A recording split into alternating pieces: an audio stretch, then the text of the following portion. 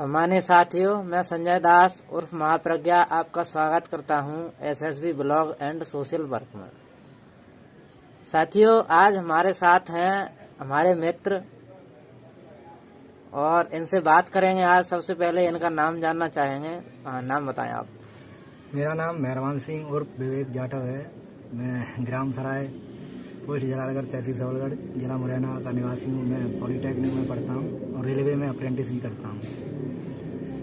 आज हमारे देश के हालात कैसे हो गए हैं? आज हमारे देश के हालात ऐसे हैं कि मैं अभी आया सड़क से तो गली में भिखारी चिल्ला चिल्ला के कुछ मांग रहे थे खाने के लिए। क्या ये दिन आ गए हैं कि भिखारियों को गली से होकर भी गुजरना पड़ रहा है? सड़क पर लोग आ गए हैं। कैसी क्या हालत बन गई है। और ऐसे मैंने कभी गली में भटकते हुए कभी भिखारी को नहीं देखा। क्या रोने से चिल्लाने से उसकी भूख मिटेगी? नहीं तो भिखारी तो मतलब गलियों में घरों में ही भीख मांगेंगे ना। गलियों में मांगेंगे, चलो वो भूखा है भाई, उसको खाना तो खिला दो। वो चिल्ला चिल्ला के बेचारा मर ही जाएगा। नहीं तो जैसे मान के चलो, वो जब तक किसी के घर तक नहीं पहुंचेगा तो वो मांगेगा भी कैसे? खाना भी कैसे मांगेगा? खाना तो मांगना ही पड़ेगा ना। तो सरकार ऐसा क्यों नहीं कर सकती कि गरीबों को कैसे भी प्रदान करे खाना वगैरह, कि वो कहीं दर दर की ठोकरें ना खाएं। दर दर की ठोकरें ना खाए, इसके लिए संविधान में प्रावधान है गरीबी को मिटाने के लिए। और आर्थिक, सामाजिक और राजनीतिक न्याय प्रत्येक व्यक्ति के लिए, अंतिम व्यक्ति के लिए आर्थिक, सामाजिक, राजनीतिक न्याय के लिए संविधान में प्रावधान है। और सरकारें काम कर रही हैं। केवल सरकारें ही उसमें दोषी नहीं है, दोषी जनता भी है। दोषी जनता कैसे है? जनता ऐसे दोषी है जैसे कि जनता आवाज नहीं उठाती, सच के साथ नहीं है। आप कोई भी बात सच बोलिए, जनता उसके खिलाफ जाएगी। रूढ़ियों में जनता है, ना कि सरकारें। सरकारों को तो उस हिसाब से डिसीजन लेना पड़ता है जिस हिसाब से जनता की मांग होती है। तो क्या गरीब और भिखारी जाके वहाँ मांग करें कि हमको आप भोजन दिलाओ? कभी नहीं, मांग नहीं, कम से कम उनमें इतनी चेतना होनी चाहिए कि हम भूखे हैं तो क्यों हैं। और कोई क्या नेता को नहीं पता है कि देश में कितने भिखारी हैं, कितने क्या है? उनकी काउंटिंग होती है, अमीरों की काउंटिंग हो जाती है। कितने देश में अमीर हैं और नंबर 1 पे मुकेश अम्बानी जी हैं, ये हैं, वो हैं। गरीबों की काउंटिंग क्यों नहीं करते? देखो, मुकेश अम्बानी जी जो हैं वो भी कभी गरीब थे। वो आज इतने पैसे वाले हैं, वह क्या हमेशा से पैसे वाले थे? आप बताएं इसको। वो तो नहीं है। देखो, तो कोई भी व्यक्ति गरीब से ही अमीर होता है। प्रकृति का नियम है परिवर्तन।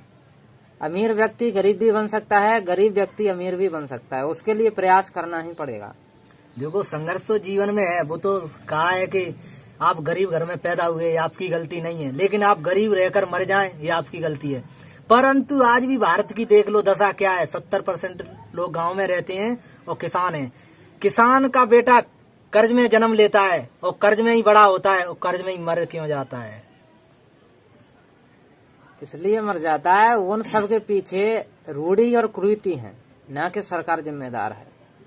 हम मानते हैं कि फैसला दे रही है सरकार, कैसे क्या है, पर ये समझो कि सरकार कहते हैं, बाबा साहब ने कहा था कि शिक्षित बनो, संगठित रहो, संघर्ष करो।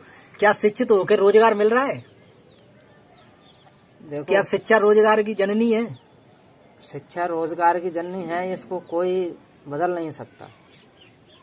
शिक्षा वास्तव में रोजगार की जननी है, लेकिन क्या कोई व्यक्ति वास्तव में सही मायने में शिक्षित हो गया है क्या? अगर वो कोई व्यक्ति जो शिक्षित हो गया है वह बेरोजगार रहेगा ही नहीं। वैसे मानो तो आपका कहना सर जी सही है, क्योंकि शिक्षित होना एक जरूरी है। कैसे क्या, पर कुछ लड़के ऐसे हैं कि पढ़ाई को अपनी बीच में छोड़ देते हैं, लालच के चक्कर में आके। ये समझो कि ये कंपनी में इतना मिलेगा, उस कंपनी में इतना मिलेगा, पढ़ाई लिखाई तुम क्या करोगे, ये समझो भाग जाते हैं और सीट खराब कर देते हैं। बाबा साहब की आज तमाम योजनाएं चल रही है, कैसे क्या, पॉलिटेक्निक करो, बीटेक करो, तुम ये भी करो। अब पढ़ने के लिए सरकार बहुत रुपए खर्च कर रही है, फिर भी ये समझो कि आज हर साल 240 सीट भरी जाती है पॉलिटेक्निक कॉलेज में। इंजीनियर बनने का मौका मिलता है। आज पॉलिटेक्निक ये समझो कि मानो तो 3 लाख की होती है, कैसे क्या है। पर वहाँ पर लड़के आते हैं, 1-2 साल देखा और बैग वगैरह लग गई, निराश होके और भाग जाते हैं, सीट खराब कर जाते हैं। उनको क्या हासिल होता है? और बाबा साहब का क्या ये मिशन था? नहीं देखो, मतलब हम किसी को फोर्स के आधार पर हम ना तो शिक्षित कर सकते हैं, केवल सहानुभूति के आधार पर, सद्भाव के आधार पर हम उसे, मतलब विचार के आधार पर, विचार से ही उसे प्रेरित कर सकते हैं बस। क्यों नहीं बना सकते? और आपकी जो भाषा है ना, उस भाषा में क्या है कि फोर्स टाइप में, मतलब ऐसा लगता है। तो देखो, बिना फोर्स के तो कुछ भी नहीं होता। बिना रोए तो माँ भी दूध नहीं पिलाती। ये समझो, क्या तुम अपने बच्चे को डांटोगे नहीं, कैसे क्या, तो वो स्कूल पढ़ने चला जाएगा? आपने ये बोला था कि मतलब सीट खराब कर जाते हैं, मौका मिल रहा है इंजीनियर बनने का, कॉलेज में मतलब पढ़ते ही नहीं है, पढ़ाई छोड़ देते हैं। किसी भी घटना का कोई न कोई कारण होता है, तो उसका निवारण भी होता है। नहीं, निवारण होता है तो निवारण चर्चा से ही होगा। जैसे आपने बोला कि मतलब भाग जाते हैं, वो पढ़ाई क्यों नहीं करते हैं?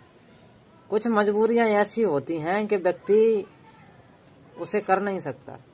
कुछ व्यक्तिगत होती हैं, कोई सामाजिक होती हैं, और कोई मतलब आंतरिक होती हैं। जैसे आप अब अच्छे खासे बैठे हैं, मुझे आप स्वस्थ फील हो रहे हैं, लेकिन आपको कब दर्द हो जाए और कब क्या परेशानी हो जाए ये मालूम नहीं है। कोई परेशानी ऐसी हो जाए किसी व्यक्ति को कि वो उसे मतलब बयां भी नहीं कर सकता। हाँ, मतलब जुबान से कह नहीं सकता। तो कई मतलब परेशानियां आती हैं, वह उस व्यक्ति को ही पता है तो कि क्या परेशानी आ रही है और उसने पढ़ाई क्यों छोड़ी है। ये तो पहली बात रही। दूसरी बात यह है कि सभी व्यक्ति एक जैसे नहीं होते, सभी की बौद्धिक क्षमताएं अलग अलग होती हैं। क्लास में 50 बच्चे होते हैं तो पेपर सभी के लिए एक जैसा ही आता है, लेकिन उसी एक जैसे पेपर में कोई मतलब 100 नंबर में से 90 लाता है। वो तो सर, वो तो कंपटीशन कैसे क्या, वो तो अपनी बौद्धिक क्षमता है। पर मानना ये है कि हम मान के चलो किसी गवर्नमेंट जॉब में लगते हैं, किसी तरह जाते हैं हम, तो इसमें छोड़ते हैं, रिजाइन देते हैं, तो उसमें लिखना पड़ता है ये कारण हुआ, हमारा ये हुआ, इसलिए मैं जॉब छोड़ रहा हूँ, यानी खेती बाड़ी कोई नहीं संभाल रहा है, मैं घर में अकेला हूँ, कैसे क्या। पर ये कॉलेज छोड़ते हैं, उसमें कारण क्यों नहीं पूछती सरकार कि तुम्हारा कारण क्या है, लिख के जाओ। वो तो सीट खराब क्यों कर रहे हो? वहाँ तुम मान लीजिए किसी भी डिपार्टमेंट में चले जाओ, गवर्नमेंट में लगोगे तो वहाँ कारण लिखना पड़ेगा, कारण क्या है कि तुम जॉब छोड़ रहे हो। वो तो देखो, तरह तरह के कानून टाइम टाइम पे आते रहते हैं, सरकारें बनाती हैं कानून, और कोई भी चीज स्थायी नहीं है, परिवर्तनशील है। आप जो बात कह रहे हो कि मतलब अगर कोई व्यक्ति पढ़ाई छोड़ता है तो मतलब उसको बताना चाहिए कि मैं इस कारण से पढ़ाई देखो भाई, बात ये है कि कोई किसी को नहीं बताने जाएगा। आपका दोस्त है तो आप खुद ही अपने दोस्त को समझा सकते हो, उसको बता सकते हो। वो पढ़ाई छोड़ के जा रहा है तो उसको समझाओ, रोको, कैसे भी करके। मैंने बहुत से लड़कों को कॉल कर करके बुलाया है कि भाई अपनी कैरियर बर्बाद मत कर, तू बैग लग गया, बैग मैं निकलवाऊंगा। आज ऐसा मिला, ऐसा मौका कभी नहीं मिलेगा, क्योंकि ऑनलाइन पेपर हो रहे हैं। अगर ये ऑनलाइन पेपर से तुम पॉलिटेक्निक नहीं निकाल पाए, इंजीनियर बन नहीं पाए, कैसे भी करके, तो तुम कभी नहीं कर पाओगे ये। फिर भी लोग जा रहे हैं छोड़ के, और बल्कि तुम्हारा काम भी हो रहा है घर बैठे। ऑनलाइन पेपर क्या 1 घंटे में हो जाता है।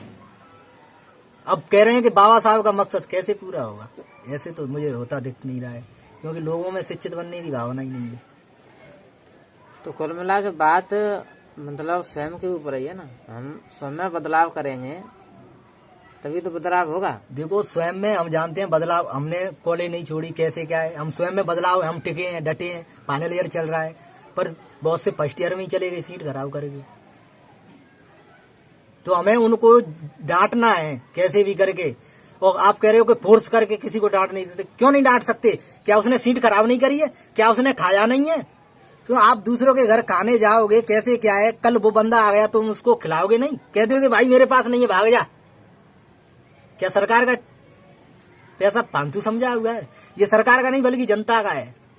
वो जनता का ही पैसा है, लेकिन देखो मतलब जो सरकारें होती हैं या संस्थाएं होती हैं या संगठन होते हैं, चाहे तो सरकारी हो या गैर सरकारी हो, वह वैसे ही मानो जैसे हमारा परिवार है।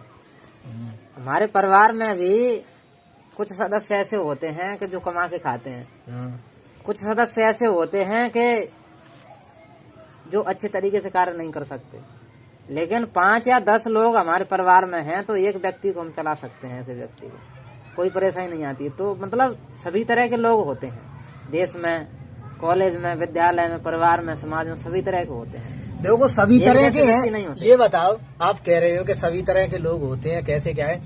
क्या हमारी समाज में ही पैदा हुए सभी तरह के? आपका समाज कौन सा है? मेरा समाज जाटव है। अन्य समाज में तुमने ब्राह्मण, बनिया, ठाकुर कभी तसरा डालते देखे हैं, मजदूर देखे हैं? मुझे गिनती करा दो, काउंटिंग करा दो। मतलब देखो, जाटव जो है ना, वो समाज नहीं है। क्या है? वो तो जाति है। हाँ, चलो जाति मान लेते हैं। समाज अलग होता है और जाति अलग होती है। हाँ बताओ, डिफरेंस बताओ मुझे। समाज में और जाति में यही अंतर है कि जाति एक विशेष पहले से बनाई गई चीज है और समाज हम पूरे समाज को मिला के कह सकते हैं, जिसमें किसी एक वर्ग विशेष को अपन नहीं बोल सकते। जाति किसने, कैसे, क्या ये जाति यानी बनाई? जाति भी बनाए हैं, वर्ग भी बनाए हैं और वर्ण भी बनाए थे। वो तो सब कुछ बना हुआ है। ये तो अपने आप ऑटोमेटिक बना या बनाया? लेकिन समाज नहीं बना है। समाज पूरे मानव समाज को समाज बोला जाता है। तो मानव समाज को फिर जाटव को समाज क्यों बोला जाता है? गांव में चले जा, भैया हम जाटव समाज के हैं। नहीं तो जाटव समाज, और जाति कह दी तो वो लगेगा अलग। और पढ़े लिखे लड़कों में तो आए तो भाई कौन सी कास्ट का है, कास्ट कहेंगे। अगर नो कह दी कौन सी जाति को है तो ये समझो बाबा नो के बोले वो तरीका ना तो वो अलग बात है। लेकिन ऐसा होता है कि मानव समाज एक समाज है। हाँ, मानव समाज एक समाज, जिसमें स्त्री और पुरुष दोनों ही आ गए। लेकिन जैसे जाटव की बात हुई, बनिया की बात हुई, ठाकुर की हुई, ब्राह्मण की हुई, ये कास्टेज में है, ये जाति है। और समाज की बात आई तो उसमें स्त्री भी अलग नहीं है, वो मानव समाज, वो तो जुड़ी है मानव से। कैसे क्या है सबसे, ये समझो उनके बिना तो क्या है धरा पे, वो तो सब। हाँ, तो हम क्या है कि जाति की बात कर रहे हैं। यही हमें कमी है। अगर तो हम जाति की नहीं करें तो किसकी करें? ये समझो कि हमने देखा कि क्या कारण है, तो कारण तो जाति के आधार पर ही छुपा हुआ है ना, कि लोगों में भिन्नता हुई, फिर क्या हुआ, फिर जाति के आधार पर ही गरीबी आई क्या? लोगों में बंटवारा। देखो, वो बंटवारा हुआ है जाति के आधार पे, किसी ने किया। ये मान लो आपका तात्पर्य है कि मनु ने किया। मनु ने बंटवारा कर दिया। तो अगर किसी से कोई काम बिगड़ जाए तो उसे सुधारने वाला चाहिए या फिर मतलब उसको और बिगाड़ने वाला चाहिए? सुधारने वाला चाहिए। तो सुधारने के लिए मतलब आधुनिक संविधान निर्माता डॉक्टर भीमराव अम्बेडकर जी की आप बात कर रहे हैं, तो उन्होंने सुधारात्मक प्रयास किए हैं। अब बाबा साहब उन्होंने जातियों को इकट्ठा करने की बात कही है, ना कि जाति पर बल देने की बात कही।